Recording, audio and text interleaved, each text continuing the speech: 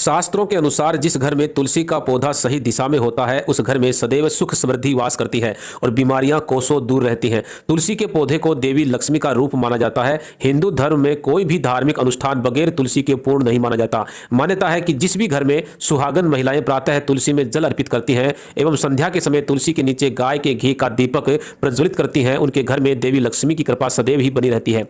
तुलसी जी को भगवान श्री विष्णु ने सदा सुहागन रहने का वरदान दिया था। अतः सौभाग्य प्राप्ति के लिए घर की महिलाओं को स्नान के पश्चात बालों को बांधकर तथा मांग में सिंदूर भरकर और सर को ढककर ही तुलसी में जल अर्पित करना चाहिए। जो स्त्री नियमानुसार प्रतिदिन तुलसी की पूजा करती है उसका सौभाग्य सदैव अखंड रहता है। प्रत्येक गुरुवार को शुद्ध जल में गंगा जल और कुछ बूंदे गाय के कच्चे दूध की